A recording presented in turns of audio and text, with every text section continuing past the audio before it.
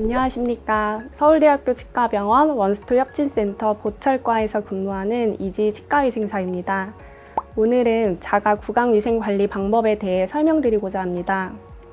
노인은 침 분비 감소, 구강 환경 관리 능력 저하 등으로 인해 치아 상실을 일으키는 치주 질환의 위험에 노출되어 있습니다.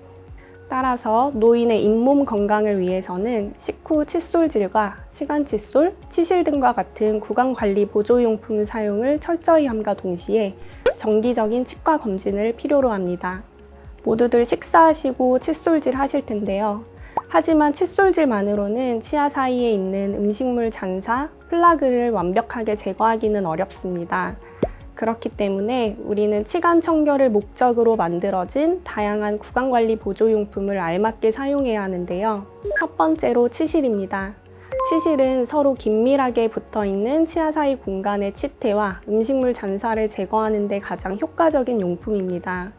치실 사용이 익숙하지 않은 노인분들께는 그림과 같은 손잡이 치실을 권유드리는데요.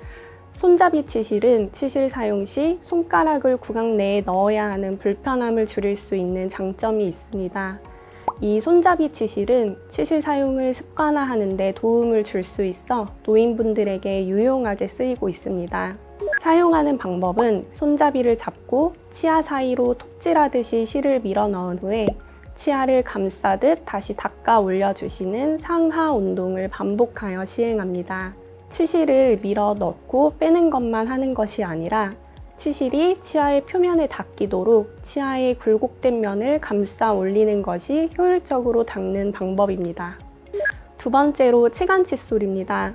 치간 칫솔은 치실과 더불어 치간 청결에 유용하게 활용할 수 있으며 시중에서 쉽게 구할 수 있는 구강관리 용품입니다. 치간 칫솔은 주로 치아 사이 공간이 넓은 환자, 치윤 퇴축이 심한 치주 질환 환자분께 권유드리고 있으며 얇은 사이즈부터 넓은 사이즈까지 나의 치아 사이 공간에 맞게 선택적으로 구입해서 사용하실 수 있다는 것이 장점입니다.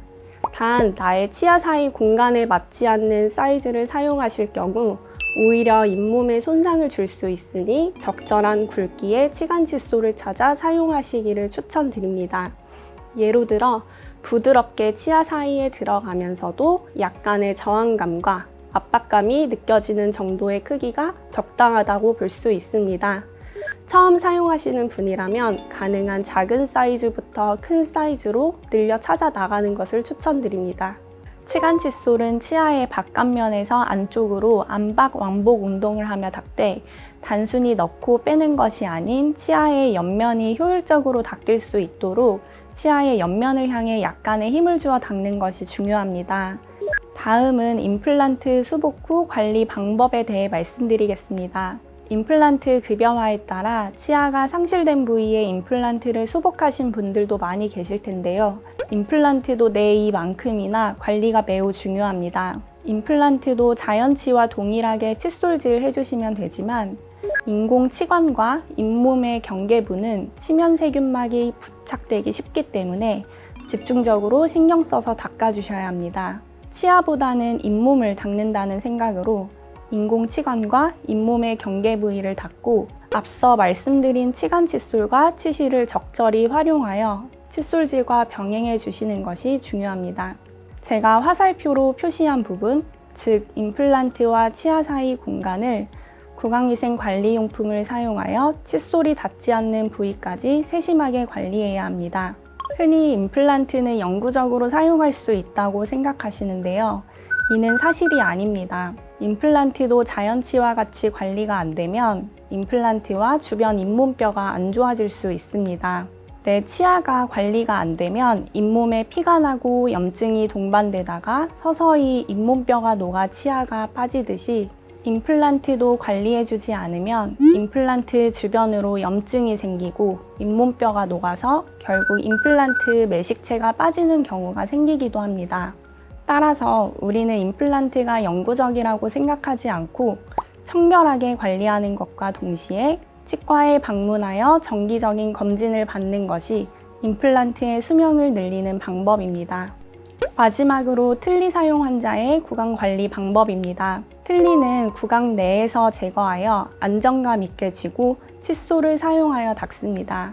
이때 치약을 사용하여 틀니를 닦게 되면 치약에 포함되어 있는 마모제 성분이 틀니를 마모시킬 수 있으므로 부드러운 솔과 틀니 전용 세정제를 이용하여 닦는 것을 권유드립니다. 구비되어 있지 않을 경우 주방세제를 사용하셔도 괜찮습니다. 또한 틀니를 닦을 때 주의할 사항은 틀니가 미끄러져 떨어뜨려도 파절되지 않도록 바닥에 수건을 깔거나 세면대에 물을 받아서 닦는 것이 좋습니다. 틀니는 매 식후에 닦아야 하며 취침 시에는 청결하게 닦고 틀니 보관함에 차가운 수돗물과 함께 담궈서 보관함으로써 틀니의 변형을 방지합니다. 틀니를 제거한 후 입안에 남은 치아 부분은 칫솔, 치간 칫솔, 치실 등을 이용하여 닦고 구강 조직은 거즈에 물을 적셔 잇몸을 누르며 마사지하듯 닦아주도록 합니다. 틀니를 탈착하실 때 혀를 이용하거나 물어서 착용하시게 되면 변형이 생길 수 있기 때문에 반드시 손으로 눌러서 탈착하도록 합니다.